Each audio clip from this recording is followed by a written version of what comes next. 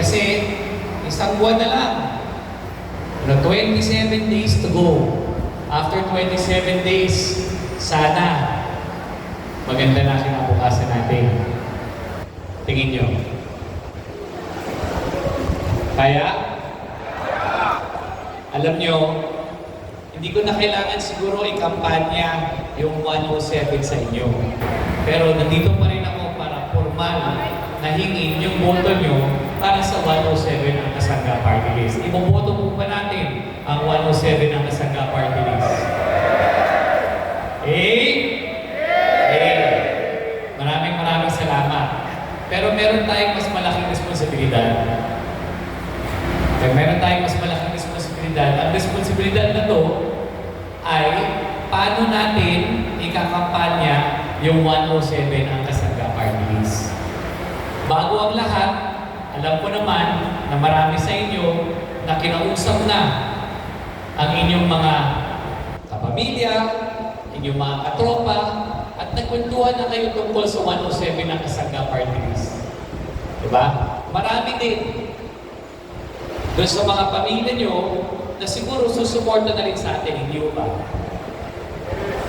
Pero sa akin, gusto ko pa rin ipaliwanag sa inyo ang layunin ng 107. Kung bakit kailangan natin ito suportahan. Bakit napaka-importante na siguraduhin natin na makapasok tayo sa Kongreso. Bakit napakaganda ng layunin ng 107 na kailangan natin ipagkaloob at i-share sa ating mga pamilya, kamag-anak at kaibigan. Kasi napakadami pong party list sa buong Pilipinas. Ngayong halalan, mahigit 100 ang sumasali sa kampanya para magrepresenta ng iba't ibang sektor sa pamamagitan ng party list. Napakadami po. Merong mga party list na nagrepresenta sa sektor natin, sa transportasyon. May mga party list rin na rumirepresenta sa kagulong, sa tricycle. Pero ano po ba talaga ang programa nila? Ano yung plataforma nila? Ano yung makukuha natin? Paano magbabago yung buhay natin? Yan ang gusto kong pag-usapan sa inyo.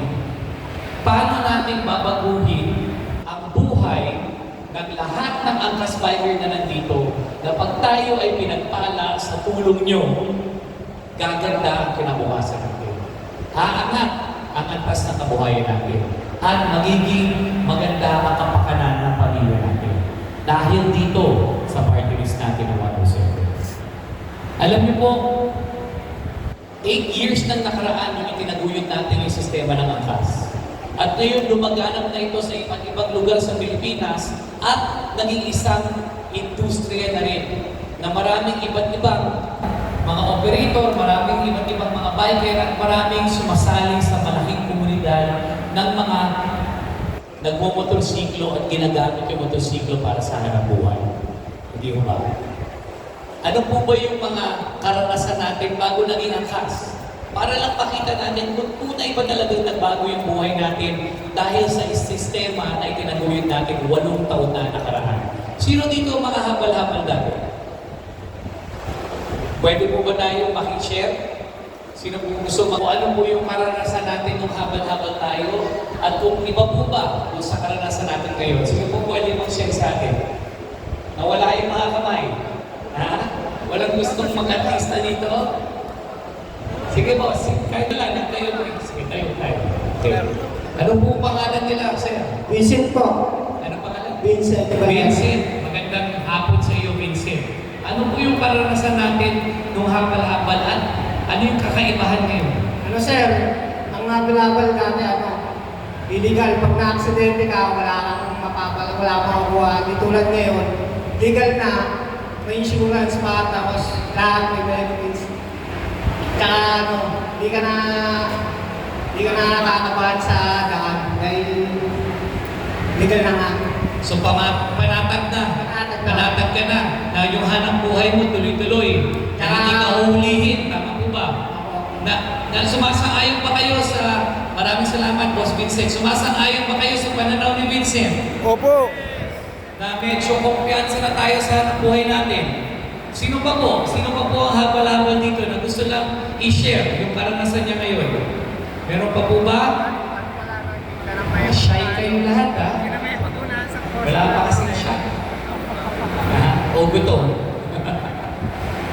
Paano naman po yung hindi habal-habal, pero dating empleyado o dating may ibang ginagawa na ngayon pinili na nila maging full-time sa angkas? Sino po? Ayun, sa likod. Puntahan po natin. Patakbuhin po natin ang ating kasamahan dito sa ABM.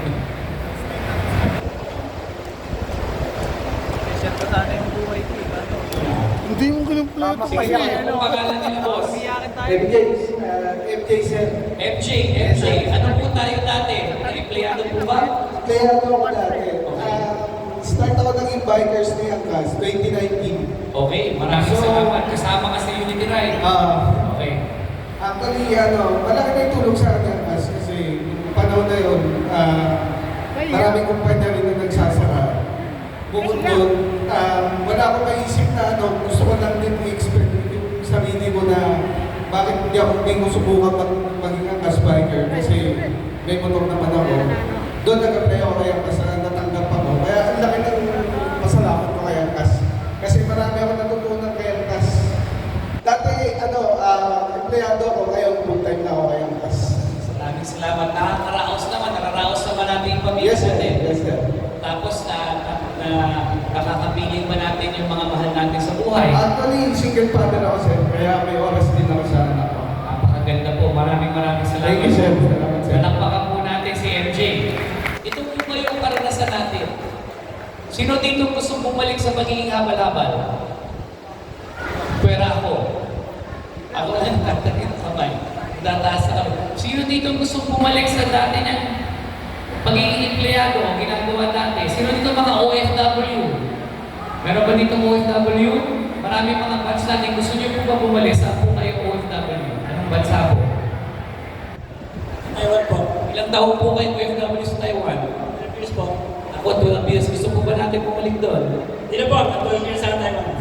Happy na po tayo dito. Happy na po. May mga anak po ba tayo? Pero po, isa lang po. Ilang taon? 19 na po. 19. 19. Ako, 12 years po siyang hindi nakasama. At least, nakaabot tayo kahit pa paano. Ngayon po. Kaya, ito po yung mga iba't ibang karanasan natin talaga nagpapatunay na itong klaseng alternatibong hanap buhay ay napaka-critical at importante sa atin. At sa karanasan natin dati, ngayon, ang pakiramdam natin lahat, gumaan po ang buhay. Tama po ba? Okay po ba sabihin yun? Ayun magsabi kasi hindi naman po ako angkas biker. Ako tumutulong lang sa angkas biker. Gumanda po ba kahit paano ang buhay natin dun sa dati natin ginagawa dahil sa angkas? Opo. Maraming salamat po sa inyo at ako'y natutuwa na gumanda po yung buhay ninyo. Pero alam niyo po, sa aking pananaw, kahit gaano kaganda ng buhay natin ngayon bilang angkas biker, ito po ang masasabi ko sa inyo. Ang pagiging angkas biker, ang pagpapaganda ng buhay natin ngayon, pagkasalukuyan na nararanasan natin, nakagandahan ng buhay, kulang pa po. Kulang pa. Pwede pa natin taasan. Pwede pa natin iangat yung antas sa kabuhayan natin. Paano po? Marami pang programa, marami pang laban na kailangan natin gawin. Kaya po tayo nandito ngayon. Yan po pag-uusapan natin. Ano po ibig sabihin na pag-aangat ng antas ng ating kabuhayan? Simple lang. Tanong ko sa inyo, alam niyo po ba na bago dumating yung angkas, 8 taon na ang nakaraan, hindi po binibigyan ng accident insurance ang kahit sino maliit na motorsiklo. Mga undermode, mga scooter, hindi po yan nakakakuha ng accident insurance. Alam niyo po yung insurance na nakukuha ng motorsiklo dati? TPL lang. Sino dito may alam ng TPL? Kasama po sa registration yan, di ba? Yung TPL po para saan? Para sa sasakyan o para sa tao? Para sa sasakyan. Eh, yung accident insurance po, para sa sasakyan, para sa tao. Napaka-importante po sa inyo ng accident insurance. Sana po hindi natin gamitin, di ba? Pero kung kinakailangan natin gamitin, kung may nangyari po hindi ka nais-nais, kumpiyansa tayo, confident tayo na meron tayong pambayad sa ospital. Na hindi na natin iisipin yung pambayad sa ospital para sa sarili natin o sa pasahero. So katuwag natin to sa hanap buhay natin, hindi ho ba? Napaka-importante to. Kasi po, ang TPL na para sa sasakyan, yung sasakyan, marami pong spare parts, hindi ba? E paano po ang tao? May spare parts po ba? Kaya napaka-importante. Ito, tanong ko sa inyo mga kagulong. Kung kayo ay inipitahan ng isang bagong motorcycle taxi operator, inipita kayo sa hanay nila, pero sinabi nila, hindi namin kayo bibigyan ng accident insurance. Ano pong sagot nyo? Sasama po ba kayo? Sino sabing oo? Sino sabing hindi? Hindi. Karamihan sa inyo, kung hindi lahat, desidido na hindi. Bakit po? Eh dati naman, habal-habal tayo. Okay lang, hindi po ba? Dati yung habal-habal tayo, may insurance o wala, larga lang, pasada tayo. Hindi po ba? Ngayon po kasi, umangat na yung ating standard. Diba? Umangat na yung antas ng kabuhay natin. Nagdidemand na tayo ng accident insurance para sa profesyon natin. Hindi na tayo papayag na wala yun. Minimum na po yun sa pagiging isang angkas biker, hindi po ba? Yan po ang ibig ko sabihin. Palakpakan niyo po yung sarili niyo. Nagdidemand na kayo. Mataas na po yung kalidad niyo, yung quality niyo. Di ba? Dati, kahit ano pwede. Kahit naka-chinelas, okay lang, hindi ba? Ngayon, hindi. Kailangan naka-uniform. Kailangan may safety gear, may helmet. Kailangan may training. Kailangan professional yung driver's license. Kailangan maayos yung motor. At higit sa lahat, kailangan ng accident insurance. Nagawa niyo na po. Yan po ang ibig kong sabihin kung paano natin iaangat yung antas ng ating profesyon, ng ating kabuhayan, ng ating hanap buhay, ng ating tingin sa sarili, ng ating kapakanan. Mas mataas na po. Ang sinasabi ko sa inyo, pwede pa po natin taasan ang minimum na pagiging angkas biker, na pagmumotorsiklo, na paggagamit ng motorsiklo para sa hanap buhay, pwede pang umangat yan. Isipin po natin, alam niyo po, pagtapos ng accident insurance, ang angkas, ang pinakaunang kumpanya, kauna-unang kumpanya nakipag-MOA sa pag-ibig. Para mabigyan ng oportunidad ang angkas biker, kung gugustuhin nila, makapagpagawa ng bahay para sa pamilya nila. Sino po dito nakapagpagawa na ng bahay? Taas ang kamay. 1, 2, 3, 4, 5, 6, 7, 8, 8. Iba-ibang batch po. Iba-iba ang nagtataas ng kamay. Iba-ibang bilang. Yung ibang batch, pinakamababa na nakita ko, 2. Tama ba? 2, no? Pinakamababa, 2. Pinakamataas na nakita ko, 30 sa isang batch. Pero sigurado ako, sa lahat ng batch, hindi 100%. Yan ang rason kung bakit tayo tumatakbo sa Kongreso. Bakit hindi 100%? Bakit hindi lahat ng angkas biker, kung gugustuhin nila, kaya makapagpagawa ng bahay sa pag-aangkas lamang? Bakit hindi? Natuklasan po natin sa pag-ibig, yung mga panukala pala nila, hindi nadadala ng MOA. Yung MOA, kinikilala lang yung angkas biker na maging membro. Pero lahat ng mga pulisiya at panukala nila na nakalaan, nakatakda, nakaangko para kanino? Sa empleyado. Kaya, karamihan sa mga empleyado, pwedeng makapagpagawa ng bahay. In fact, maraming empleyado na kalahati lang yung kinikita sa inyo, na mas mababa di hamang ang kita sa inyo, mas malaki yung kita ninyo. Pero sila, natutulungan ng gobyerno magpaggawa ng bahay. Dahil marami sa sistema nila nakaangko para sa kalagayan ng empleyado. Hindi sa kalagayan ng ibang klaseng manggagawa na katulad ninyo. Yan po ang kailangan natin palitan. Pensyon, isa pa po yan. Lahat po ng angkas biker, may MOA po tayo sa SSS. Lahat kayo pre-qualified. Membro na kayo ng SSS, basta angkas biker. Kinikilala yan. Pero, maganda YouTube ba kahit 3 hours, pwede mo pasok. Maganda ba yung sistema? In fact, sa SSS, pwede ka mangutang. May emergency loan, pautang, mababa termino, mataas, mahaba ang termino, mababa ang interes. Pero ano problema? Naghahanap ng payslip. Sino may payslip? Empleyado. Empleyado pa rin. Napakaganda ng sistema ng empleyado. Ilang dekada. Ginawa yan ng gobyerno, pinag-isipan, dinebate, pinasa sa Kongreso, redefine, pinalis, pinaganda, pinalakas.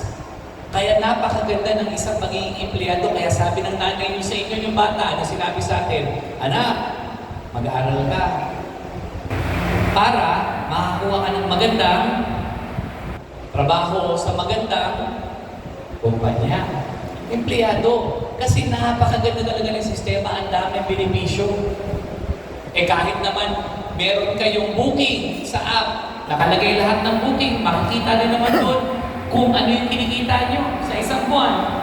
Ba't kailangan ng payslip? Kasi yung nakatakda, kailangan natin palitan. Yan ang sinasabi ko. Ano po ba ang diferensya ng manggagawang empleyado sa manggagawang katulad nyo? Hindi po ba pare-pareho lang tayo kumikita araw-araw? Tama? Pare-pareho tayo nalagaan yung pamilya natin. Tama?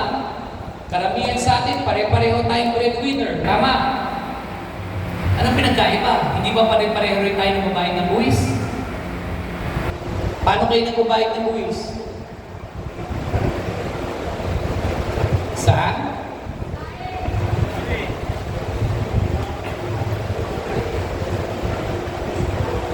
Sa lahat na binibili nyo, bareta ng sabon, pagkain, pati ano yung binibili nyo araw-araw na pataas ang presyo. Gasolina. Lahat yan may buwis, lahat yan may VAT, at lahat yan pumupunta sa kaban ng bayan. At dapat, pag kayo ay nilalagay sa kaban ng bayan, isinusukli ng gobyerno sa inyo, ano? Benepisyo. Saan napupunta yung benepisyo? Sa empleyado. Diba? Paano yung healthcare? Diba dapat di nyo naiisipin yung pang-dentista ng anak nyo, yung pang-hospital ng asawa nyo, pag sila'y nabuntis, may pambayad dahil sa PhilHealth. Dapat matik na yun. Pero saan na naman yung nakalaan masyado? Yung pribadong kumpanya, merong private HMO, merong pag-ibig, merong pang PhilHealth. Empleyado na naman. Parang lahat ng binabayad nyo na buwis na pupunta sa benepisyo ng empleyado, paano naman kayo? Minimum po to, minimum requirements. Basic minimum requirements ng tao. Ano po yung edukasyon? May training na kayo sa profession nyo. Diba? Accident insurance, katuwang niyan sa hanap buhay nyo. Yan yung standard natin ngayon. Taasan pa natin, pabahay mula sa gobyerno. 100% na ang cash biker dapat kayang kumuha ng bahay. Number 2, pensyon. Dapat lahat kayo magkakaroon at may inaabangan na pensyon pag kayo nag-retiro. Dapat lahat kayo, hindi nyo na iniisip yung pang-hospital at panggamot ng pamilya nyo kasi covered ng gobyerno. Yan po ang mga dapat pinag-uusapan natin ng pag-angat ng antas ng kabuhayan. At syempre, ayuda para sa sektor natin. Bakit ayuda? Kasi nakakatulong kayo sa taong bayan. Tinutulungan nyo yung gobyerno maghatid ng serbisyo ng pampubliko sa tao. Ba't di kayo tulungan? Alam niyo po ba, ilang milyon or ilang piso ang kinikita ng gobyerno sa bawat litro ng gasolina na binibili nyo? Alam niyo po ba ilan? 10 piso. 10 piso ang kinikita ng gobyerno bawat litro. Paano po yan? Imagine ninyo, ilang milyon na litro ang binibili natin sa isang taon. Ilang bilyon po ang kinikita ng gobyerno. Paano kukunin po natin yung 10 piso at ibalik sa bulsa nyo? 10 piso ibalik sa bulsa nyo. Sa isang taon, magkano ang suma total nyo? Sa ilang litro na kinukonsumo nyo sa isang taon bilang isang motorsiklong pampasahero? Kinumpute namin, sasabihin ko sa inyo, 107,000 pesos. Ayun, hindi ang biro. Alam mo tawag dyan? Sign. It's a sign. It's a sign na kailangan natin ng tamang representante. Ano po yung gagawin natin sa 107,000 pesos na balikita sa atin, nagkakita sa isang taon? Sino pwede mag-volunteer? Isipin po natin, meron tayong, pagkit natin yung mga mata natin ngayon, isipin natin, meron tayong 100,000 pesos ngayon nasa bulsa natin. Ano po pwede natin gawin doon? Sino gusto magbigay ng payag? Sige. Sige po. Ano po pwede natin gawin sa 107,000 pesos? Ano po, negosyo po. Negosyo.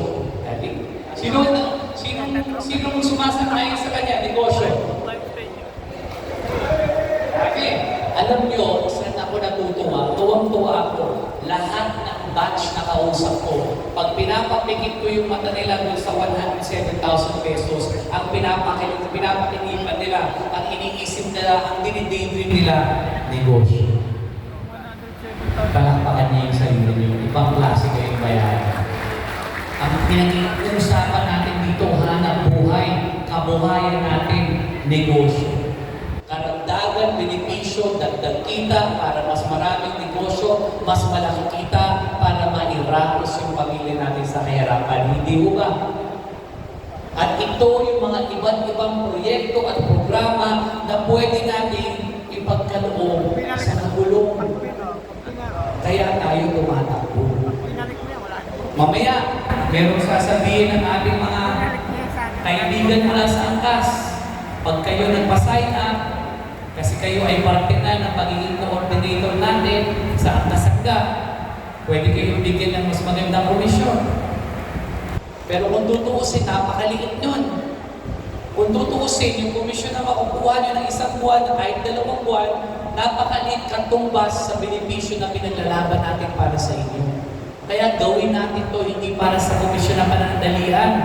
Gawin natin to dahil pag ito ay naitaguyod natin, ito ay nairaos natin, ito ay napili natin at pinagpala tayo sa tulong nyo at tayo ay pumasok sa Kongreso, sigurado ako gaganda ang buhay natin at ang pamilya natin.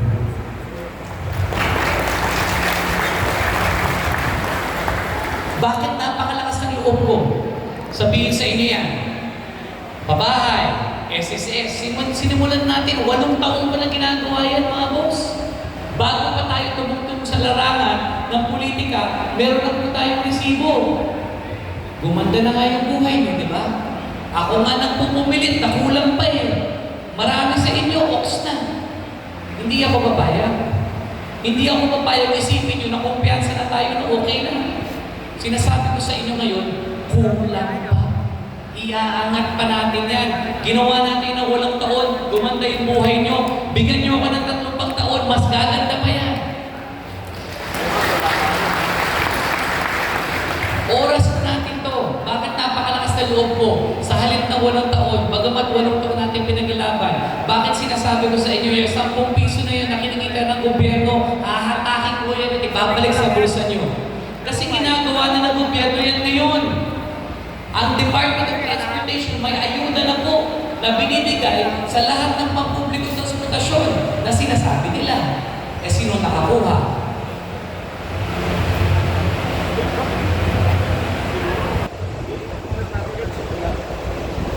Sino nakakuha? Sasabihin ko sa inyo sino nakakuha. 4 wheels. Sa pananaw ng national government, ang karapat-dapat ng pampublikong transportasyon ay may 4 na gulong.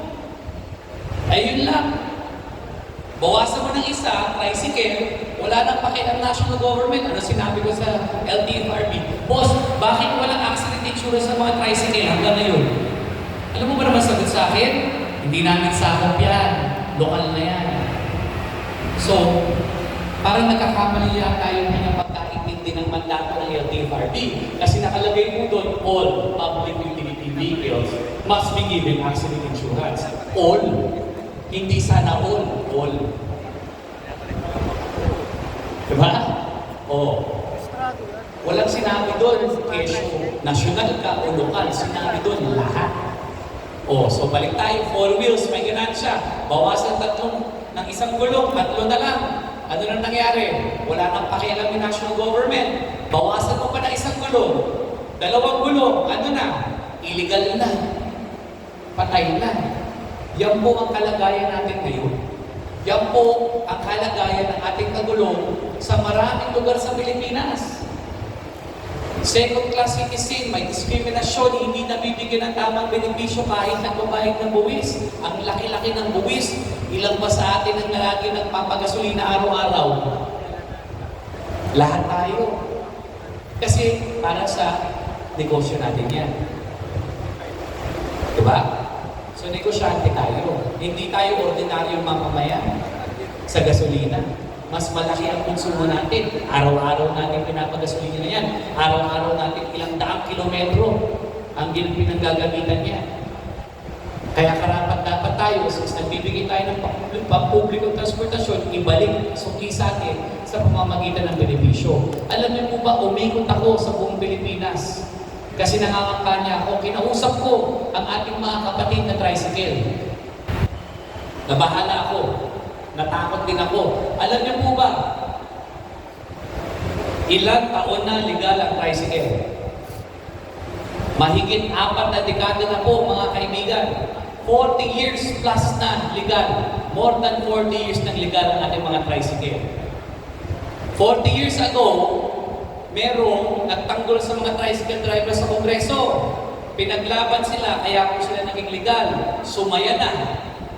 Umokay na. Kumampiyansa na. Akala na, ayos na. Anong sinabi ko sa inyo kanina sa umpisa ng aking talumpati? Ang pagpapasaligan ay unang hakbang lamang. Hindi natin kakaasenso yan. Kaya sinabi ko, tuloy lang ang laban. Kulang pa. Hindi mo ba? Kulang pa. Kasi 40 years ago, naka-experience sila ng tagumpay. 40 years later, awa ng Diyos, wala pa silang accident insurance hanggang ngayon. Walang pabahay sa gobyerno, walang pensyon, walang healthcare, at walang ayuda mula sa gobyerno hanggang ngayon. Pauwiin mo Gusto na, pre. ba natin mangyari yun Pauwiin sa mo na. hanay natin, mga gulong? Napabayaan tayo. In short, 40 years nang pinapabayaan at hindi niya alagaan at hindi binibigyan ng atensyon ng national government ang mga tricycle. Kaya po ako nandito ngayon sa harapan ninyo. Sinabi ko kanina, napaka-importante ng meeting natin ngayon. Kasi sa halip na okay na kayo sa 107 ang Kasangga Party List, sa halip na gusto niyo lang iboto yan, sa halip na kinausap niyo na yung inyong mga pamilya, inyong mga kaibigan na kumbinsin sila dahil kaibigan niyo, dahil pamilya niyo, gusto ko malaman niyo kung paano makakatulong ang 107 sa buhay niyo. Nandito po ako para mag-apply ng panibagong trabaho. Dati po akong kinikilala ng pinuno ng angkas. Ngayon, ang gusto ko mangyari, ang gusto kong applyan, kung papayag kayo, pwede ba ako na lang ang maging kampiyon nyo sa Kongreso para manatiling atensyon sa inyo at mabigay lahat ng karagdagang benepisyo na karapat-dapat sa kagulo. Pwede ho ba yun?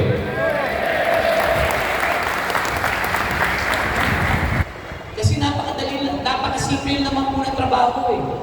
Hindi siya madali. Simple. Hindi komplikado. Simple lang. Ang kailangan lang natin ano? Mangulit. Kailangan lang natin magtrabaho.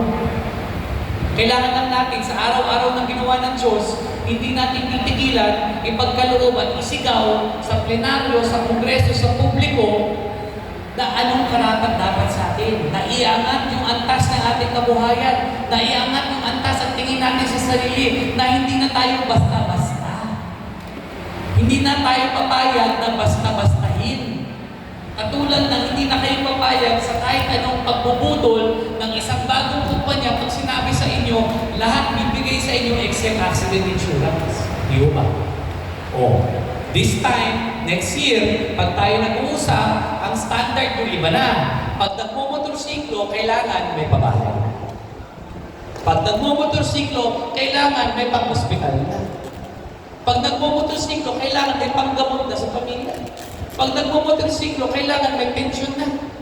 Kaya pag nagmumotorsiklo, kailangan meron ng ayuda.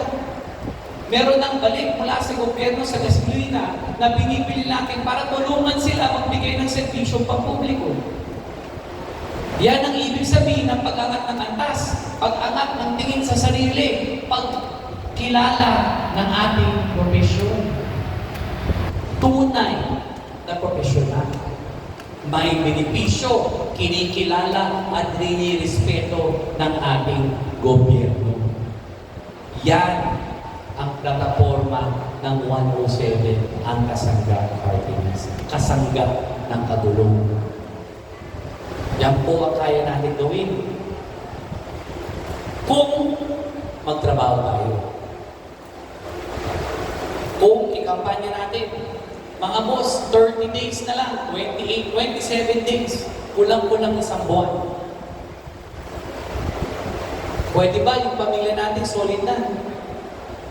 Ilan ba membro sa pamilya natin dito sa Manila? Meron ba dito higit sa 5? Taas kamay. Higit 10. O, bilangin natin. Sino yung 10? Pamilya natin dito. Nanay. Tatay. Asawa. Anak. Kapatid. Asawa ng kapatid. Anak ng kapatid. Pinsan. Asawa ng pinsan. Anak ng pinsan. Wala kayong biyenan. Ibag, bilas. Diba? In-laws. Wala pa yun. Siguro naman, dun sa sinabi ko, meron kayong 10 makukumbinsi dito sa Manila. Kaya ba? Para sa inyo. Para sa kanila. Para next year, mataas na tayo. Mas mataas na kesa sa ngayon. Kaya ba? O isa pa, mga pamilya natin sa probinsya, alam niyo ba ang party list? Pwede tayo kumuha ng boto kung saan lupalong ng Pilipinas. Pwede tayo umugod doon. Baka pwede natin ma-GC ang pamilya natin sa probinsya. Tawagan natin. Hindi ba mas malaki yung angkan natin sa probinsya? Baka doon, makapasok rin tayo ng 10 pa. Kaya? Kakayanin, susubukan? Para sa inyo to. Para sa atin to. Para sa kinabukasan ng buong pamilya natin to. 20. O isipin nyo ngayon, gano'n ka-importante, sinabi ko sa inyo, ang responsibilidad nyo sobrang laki. Nakasalalay sa inyo ang kinabukasan ninyo sa pamamagitan ng pagpapanalo at pagkakampanya at pagkukuha ng boto sa 107 ng Kasangga Party List. O, bilangin natin, 1,000 kayo dito. Okay? O, 20 kada ang spiker. Dito lang, sa 1,000, ilang libong boto yun? 20,000. Tama? O, sa 10,000 ang ka-spiker, ilang libong boto yun? 200,000. Sa 20,000 na ang ka-spiker, ilang libong boto yun, mga kapatid? 400,000. Ilang pa boto kailangan natin sa party list? 300,000. Mga kapatid, ang ka-spiker pa lang, panalo na tayo. Diba? O, isama pa natin yung tropa natin. Sino dito may tropang 5 na pwede kumbinsihin? Ha? Kayo ba nakakakumbinsi sa tropa nyo? Baliktad, kayo na kukumbinsi. Sino ba nagbabayad ng gin? No vote, no gin. Diba? 5 sa kaibigan nyo, kumuha kayo ng suporta. Katulad ng paghingi ko sa inyo ng formal na suporta, ikampanya at iboto, kailangan nyo gawin yun sa pamilya nyo. Pamilya nyo dito, pamilya sa probinsya, at katropa nyo. O, ulitin natin yung bilang. 25 na. O, mahirap po ba yung 25? Mukhang malaki. Ilang days po ba tayo bago mag-eleksyon? 27 days. O kung iisipin nyo, 1 vote lang yun per day. Mga kapatid, 1 boto sa 1 araw para ang kinabukasan nyo gaganda at gaganda. 1 boto 1 araw. O sa 25, ilan yun sa 10,000? 250,000. Ilan yun sa 20,000 bikers? 500,000. Ang kas-biker pa lang, lamnato na tayo. Wala pa yung ibang gustong tumulong na hindi natin kahanay. Kayo pa lang. Wala pa sa passenger. Yun. Galing.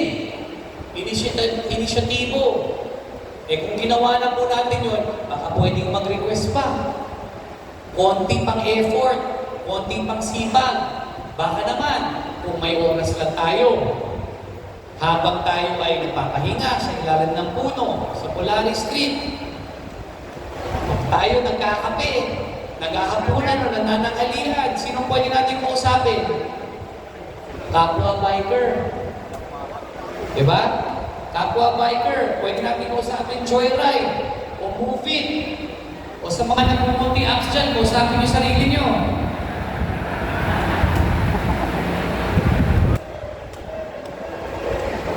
Alam ko naman, katropa niyo yung mga yun eh. Alam nyo, maraming mga nagsasabi dyan na ang angkas ay para sa angkasangga, ang angkasangga ay para sa angkas lamang. Eh, kailan po ba nangyari yun? Angkas lang ba ang motorcycle taxi dito sa Pilipinas?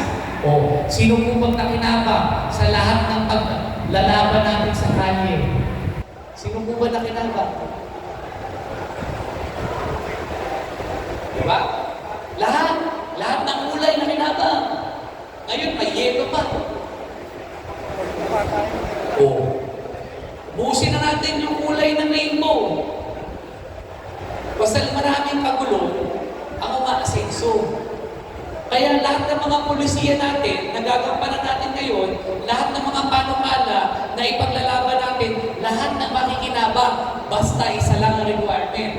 Biker na ginagamit ang motorsiklo sa hanap buhay. Biker po, hindi kumpanya. Wala po tayong pakialam sa moving na kumpanya. Wala tayong pakialam sa joyride na kumpanya. At lalo na wala tayong pakialam sa angkas na kumpanya. Mga mahal na mahal ko yung angkas. Sino mo lang ko yan, baby ko yan. Pero sinasabi ko sa inyo ngayon, ang angkas, ang joyride, ang grab, ang moving, ang lalamove, ang food panda, hindi na kailangan ng tulong. Tama? Malalaki na mga yan. Marami ng tauhan yan, marami ng abogado yan, marami ng tagapagsalita yan, marami ng tagapagtanggol dyan. Hindi na kailangan yan ng tulong ng gobyerno. Sino ang kailangan ng tulong ng gobyerno? Ang biker. Ang biker ang kailangan ng tulong. Ang biker ang kailangan iangat. Ang biker ang kailangan proteksyonan. Ang biker ang kailangan na siguraduhin ang hanap buhay ay maiaangat yung buhay nyo. Hindi lang maiaangat yung buhay ng kumpanya. Tama? Kasi kung wala kayo, walang angkas. Tandaan niyo yan. Kung wala kayo, walang angkas. Sino kasama ko sa Unity Ride? Mag-isa lang ako? Kayo. Kayo nakapaglaban katabi ko, ako lang yung tagapagsalita. 8 taon na natin pinagagawa yan. Diba? Ano ba nangyari dati? Bakit ba tayo naging legal? Tandaan nyo ba? Sino dito ang angkas biker mula 2017? Naalala niyo yung ginawa sa opisina natin? 5 ahensya ang punta sa opisina natin sa Chino Roses. MMDA, LTFRB, LTO, HPG, DOTR. Anong ginawa? Pinatla. Ha? Ano yun? Pinatla. Lahat ng mga motorsiklo doon, inimbang. Ako, tinakot, ipapakulong daw. Natakot pa tayo?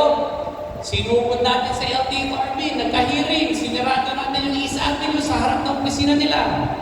Umakit tayo sa taas, sinabi natin, hindi tayo kriminal. Naghahanap buhay lang. Nakinig pa sila. Siyempre hindi.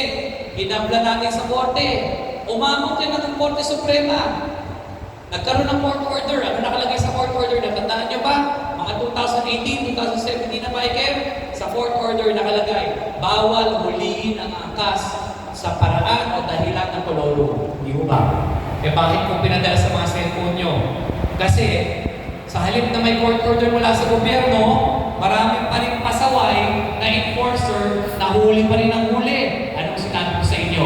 Huwag niyong aawayin ang enforcer. Diba? Huwag niyong babastusin. Kunin niyo yung ticket, surrender niyo yung lisensya, kami bahala. Nabigo ba kayo? Sa 8 taong pong paglalaban, karapatan nyo, ni isang enforcer, wala akong binastos. Wala akong hindi rin respeto, wala akong inaway, wala akong tinigto, wala akong pakialam sa pagiging isang action star o social media influencer. Ang pakay ko, maging tunay na representante ng kabuhayan nyo. Hindi maging popular sa TikTok. O mga angkas biker, sagutin nyo ko, tatanungin ko kayo. Meron pa ba ditong angkas biker na checkpoint sa dahilan ng koloro? Yan ang nagagawa ng tamang pulisiya. So bumalik tayo sa daan. Awa ng Diyos, 2018. Naghanap ng paraan ng gobyerno.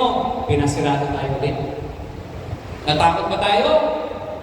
Hindi. Anong ginawa natin? Katakot-takot na unity ride. Sino mga kasama ko doon? Quezon City Circle, Menjola, umabot pa tayo sa White Plains, sa Senado. Sa araw-araw ng ginawa ng Diyos, binigyan natin. Every week, kada linggo, nasa front page ang gobyerno, ano nakalagay? Sa headline, gobyerno inaampi ang kagulong.